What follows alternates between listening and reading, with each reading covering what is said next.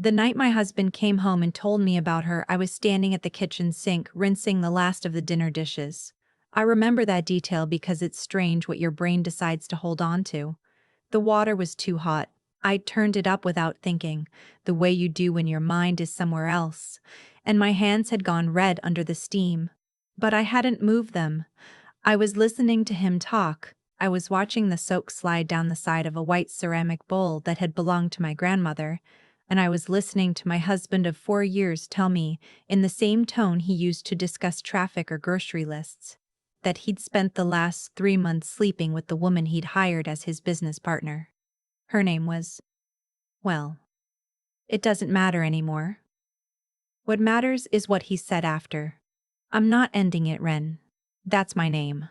Wren Calloway? Nay, Wren Aldrich, and I've been going back and forth on which name I want to keep, but that's a different story. I'm telling you because I think you deserve to know, but I'm not ending it. I turned off the faucet.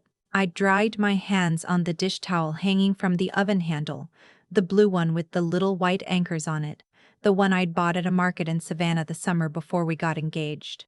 I folded it back the way I always did, lined up the edges, hung it straight. Okay, I said. He blinked. He'd been braced for something. I could see it in the set of his jaw. The way he'd positioned himself near the doorway like he might need to leave quickly. He'd been ready for me to throw something, or cry, or scream. He'd rehearsed for a different scene. Okay? He repeated. I heard you, I said. And I walked past him, and I went upstairs, and I closed the bathroom door, and I sat on the edge of the tub for about 45 minutes without turning on the light. Here's what I want you to understand about those 45 minutes. I was not falling apart. I know that's what it sounds like. Woman sits alone in the dark, clearly devastated. But that isn't what was happening. What was happening was that I was thinking. I was thinking very clearly, maybe more clearly than I had in years, and what I was thinking about was the deed to our house. Let me back up. My husband. I'll call him by his first name, which is Fletcher, because I've stopped protecting him. Fletcher and I met when I was 26, and he was 32. He was charming in the specific way that men who've never been told no tend to be charming, effortlessly and with a slight undercurrent of expectation. I was finishing my MBA. He'd already started his second business. He was successful in visible ways. The kind of man who got good tables at restaurants without asking and somehow always knew someone wherever we went. I thought that was attractive. I was 26. I thought a lot of things. We got married 3 years later on a Saturday in October, in my parents' backyard in Asheville, North Carolina. Small wedding. My idea. Fletcher would have preferred something bigger, something that photographed well, but I'd stood firm on that one and he'd let it go. We bought the house with my money. That's the part that matters for this story, so I want to be specific about it. The down payment. All $87,000 of it came from the inheritance my maternal grandmother left me when she passed during my first year of grad school. I'd kept it in a high-yield savings account for 6 years, untouched, because she'd been very clear in her final months that she wanted me to use it for something that was truly mine. Not a vacation. Not a car. Something that would hold its value. Something with my name on it. My name is on the deed. Only my name, as sole owner. Something my father had quietly insisted on. Something Fletcher had agreed to at the time with a shrug and a smile. And what I now understand was a complete certainty that it would never matter. It mattered. Back to the bathroom. 45 minutes. I sat there and I thought about the deed. And I thought about the joint checking account we'd kept for household expenses. And I thought about the separate account I'd maintained throughout our marriage. Not out of suspicion, just habit. Just because I'd always been the kind of person who needed to know she had something that was only hers. And I did the math. And then I picked up my phone and I texted my older sister, whose name is Caroline, and I said, I need you to not freak out. Can you talk? She called me in 11 seconds. What happened? She said. Not a question. I told her. She was quiet for a moment. Then she said, Do you need me to come there tonight? No, I said. I need you to give me the name of your friend who does family law. Her friend's name was Dana Kessler, and she had a firm in Charlotte. Caroline texted me the number before we'd even hung up. I saved it in my phone under DK. I don't know why I was being cautious. Fletcher wasn't the type to look through my phone. But something in me had shifted into a mode I didn't have a name for yet. A mode that was careful and methodical and very, very quiet. I came out of the bathroom. Fletcher was in the living room watching something on his laptop with his headphones half on, which I'd always found infuriating. The headphones halfway thing. Like he was always leaving himself one foot out of whatever room he was in. He looked up when I came downstairs. "You all right?" he asked. Like he'd told me about a fender bender. Like this was something to recover from in 45 minutes. "I'm tired," I said. "I'm going to bed." "Ren. I'm not doing this tonight, Fletcher. I'm tired." And I went to bed. And I lay there in the dark, on my side facing the window, and I listened to the sounds of the house, the refrigerator hum, the creak of the third porch step when the wind moved through, the distant sound of a neighbor's dog. And I thought about everything I needed to do. And in what order. I called Dana Kessler the next morning at 8:04 a.m., standing in the parking lot of the Starbucks 3 blocks from our house because I didn't want to have the conversation inside. She answered on the second ring. We talked for 31 minutes. She was direct and precise, and she didn't make me feel stupid for any of my questions, including the ones I was embarrassed to ask. By the time I got back in my car, I had a consultation booked for Thursday, a list of documents to gather, and a clarity I hadn't expected to feel. There is something I've since come to understand about making a decision. The moment before the decision is unbearable. The moment after it is almost peaceful. I went home. Fletcher had already left for the office. I went to the filing cabinet in the second bedroom, the room we'd always called the office but had mostly functioned as a storage space for things we couldn't figure out where to put, and I pulled out every document that mattered. The deed, my grandmother's estate paperwork, the original inheritance documentation, the records from my separate account, the mortgage statement with its clear notation of the down payment source. I photographed everything on my phone, uploaded it all to a Google Drive folder I created under an email address Fletcher didn't know I had, and then I put the originals back exactly where I'd found them. I was not panicking. That's what I keep coming back to. I think I'd always imagined that if something like this happened, I would fall apart, that I wouldn't be able to function. Instead, I felt like I'd stepped slightly outside of my own life and was watching myself move through it from a very calm, elevated distance. Fletcher came home that evening around 7. I'd made dinner. Pasta, simple, nothing special, and we ate at the kitchen table, and he talked about a meeting he'd had, and I made the right sounds and asked the right questions, and he seemed relieved, I think, that I was being normal, that I'd processed it overnight and come to some kind of accommodation with the situation. That I was going to be as he'd probably told himself I would be. Fine. That was a Thursday. By the following Thursday, I had met with Dana Kessler in person at her office in Charlotte, which took me 2 hours to drive to and was worth every minute. I had signed the initial paperwork. I had documented, with Dana's guidance, the full financial history of the house, the source of the down payment, my name on the deed, the records of my individual mortgage payments from my personal account during the 2 years before we merged finances. Dana had been methodical and thorough, and she'd looked at me over her reading glasses at one point and said, "You're in a very strong position, Ren." And I'd had to look out the window for a moment because my eyes had done the thing where they go hot, and I was not going to cry in a lawyer's office. I cried in my car afterward in the parking deck for about 10 minutes. Then I fixed my mascara in the rear-view mirror and drove home. What Fletcher didn't know, what I'd had 2 weeks to quietly arrange, while he continued going to the office and coming home and pretending everything was fine, was that I contacted his company's co-founder, a woman named Judith Park, who held a 30% stake and with whom I'd always maintained a friendly, independent relationship. I didn't tell her everything. I told her enough. I told her that Fletcher and his newest partner, the one he'd brought on 6 months ago with Judith's sign-off, were involved in a personal relationship that I believed constituted a conflict of interest and a breach of the partnership agreement's conduct clause. I sent her the clause, which I had read because I proofread that agreement for Fletcher when they'd drafted it 2 years ago, and he'd never thought to wonder if I'd remember it. Judith was quiet on the phone for a long moment. Then she said, "Thank you for telling me." That was a Tuesday. On a Saturday night, exactly 3 weeks after the night at the kitchen sink. Fletcher poured himself a glass of bourbon and sat across from me in the living room and said he'd been thinking, and he felt like we should talk about where we go from here.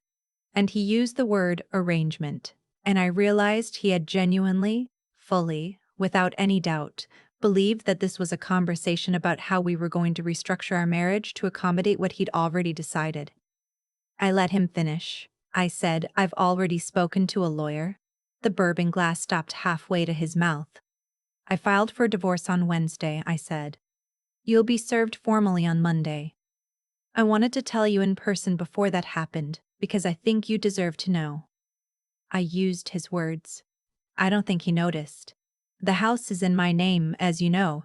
My attorney will be in touch about the timeline for you to make other arrangements." He stared at me. "You what?" "I also spoke with Judith," I said. "She's handling the partnership review internally. I don't know what the outcome of that will be. That's between the two of you." Fletcher put the glass down. He put it down too hard and a little bourbon sloshed over the rim and onto the coffee table, and he didn't wipe it up, which in 4 years of marriage I had never seen him do. Not once. Ren. His voice had a quality I hadn't heard before. Not anger, exactly. Something more animal than that. "You can't just—" "I told you because I was being honest with you." "I know," I said. "And I'm being honest with you now. You talked to Judith? You called Judith? You called Judith? You called Judith?" She's a co-owner of the company," I said. "I didn't go to her as your wife. I went to her as someone who had relevant information about a professional conduct issue. This is—" He stopped. He ran his hand over his face. He looked, for the first time in the years I'd known him, genuinely rattled. Not just surprised, rattled. "You've been planning this." "I've been organized," I said. "There's a difference." He left that night. He packed a bag and he left, and I sat on the couch in the living room with the cup of tea going cold on the cushion next to me, and I listened to his car back out of the driveway, and I felt the house go quiet around me. It's a good house. Craftsman style, 1940s, on a street with old maple trees that go orange and red in October. It has a porch with 2 rocking chairs and a kitchen with the original tile, and a bathroom on the second floor that still has the clawfoot tub the previous owners had put in sometime in the 70s. I bought it because I loved it. I signed my name on those documents because I wanted something that was truly mine. I kept it. The divorce finalized 8 months later. Dana had been right. I was in a strong position. Fletcher's attorney pushed back on several things, but the house wasn't one of them. The documentation was too clean, the down payment too clearly sourced. He kept his car and his personal savings and about half of the items in the storage unit we'd rented 2 years earlier for furniture we'd never found room for. I kept everything else. The situation at his company was messier. Judith had found other things once she started looking. I don't know the full details and I didn't ask. And last I heard from Caroline, who hears things through mutual acquaintances in ways I no longer have to. The partnership had been dissolved and Fletcher was operating some kind of significantly smaller consulting practice out of a shared co-working space in a suburb I'd never been to. As for the other woman, she lost the partnership. She lost the professional relationship she'd built with the company, the access, the title. I don't take satisfaction in that the way some people might expect me to. I mostly just think about it as a consequence of decisions that were made, and then other decisions that were made in response, and the way that those things tend to ripple outward in directions people don't anticipate when they're certain they have the upper hand. I've been asked, since all of this, whether I was scared. Whether there was a moment when I thought about staying. Whether I grieved the marriage, the version of the future I'd thought I was building. Yes, yes, and yes. The grief was real. I want to be clear about that because I think sometimes the way women tell these stories, we're expected to have been done with the feeling the moment we made the decision, like the decision replaced the grief instead of coexisting with it. That isn't how it works. I cried in my car and parking decks more times than I care to count. I called my sister at 11 p.m. on a Wednesday night and made her stay on the phone with me while I watched a movie I didn't pay attention to. I went through a period of about 6 weeks where I second-guessed every single thing. Whether I'd been warm enough, present enough, whether I'd missed something, whether it was partly my fault, whether I was making the right choice. And then one morning, I woke up, a Tuesday in February, gray outside, the maple trees bare, and I lay in bed and looked at the ceiling of my bedroom in my house. And I realized I hadn't thought about him when I first woke up. That was the first morning that it happened. I'd just woken up and thought about coffee and whether the roads might ice over and what I needed to get done. It wasn't a dramatic moment. It didn't feel like a scene from anything. It just felt like mine. The rocking chairs are still on the porch. I bought a fern for the left one of those big trailing ones, and in the spring I put out a small table with a candle on it, and on evenings when the weather is good, I sit out there with a book and a glass of whatever I feel like, and I listen to the neighborhood. The kids down the street on their bikes. The couple 2 houses over who are always working in their garden on weekends. The maple trees when there's a wind. I don't spend much time thinking about Fletcher anymore. I think about my grandmother sometimes, about the conversation we had. The summer before she died, when she told me to use the money for something that would last. Something that was truly mine. She would have liked this porch. She would have liked that I stayed. I've thought a lot about what Fletcher expected to happen that night. He poured himself a drink, sat across from me, and used the word arrangement like it was the most reasonable word in the world. Like the conversation we were about to have was just a logistics problem. Like I was someone who needed to be managed rather than someone who had already, quietly, been making decisions for 3 weeks. I think he expected tears first, then anger, then eventually, accommodation. That's the version of me he built his certainty around. The woman who would process something painful and then find a way to absorb it, because that's what I'd always done. I'd been flexible. I'd been understanding. I'd let small things go and then slightly larger things, and I think somewhere along the way he'd confused my patience for an absence of limits. That's the thing about people who've never seen your limits. They don't believe you have them. What I've come to understand, not right away but slowly over the months that followed, is that the choices we make over time build something. They build a version of ourselves that either has resources when it needs them or doesn't. My grandmother didn't just leave me money. She left me a philosophy, though she never would have called it that. She just said, put your name on something. Make sure something is truly yours. It was practical advice, the kind that comes from a woman who'd lived through enough to know that circumstances change and people change, and the only thing you can count on is what you've actually built. I'd listened, not because I expected to need it, but because it made sense to me in some deeper way that I couldn't have fully articulated at 22. And when I needed it, it was there. I'm not telling this story to suggest that I handled everything perfectly, or that I didn't grieve, or that the right move in every hard situation is to go cold and quiet and strategic. That's not the lesson. The grief was real. The second guessing was real. There were nights when I sat in my car in a parking deck and cried until my chest hurt, and none of that was performance.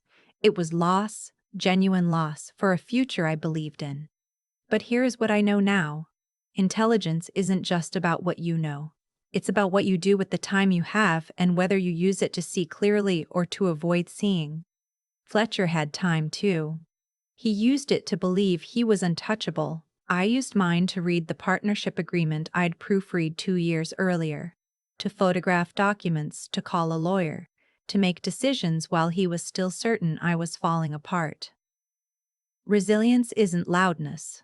It isn't a dramatic confrontation or a single moment of standing up for yourself. Sometimes it's a Tuesday morning in a parking lot making a phone call you're terrified to make. Sometimes it's 45 minutes alone in a dark bathroom, thinking clearly when you'd rather not think at all. The house is still mine.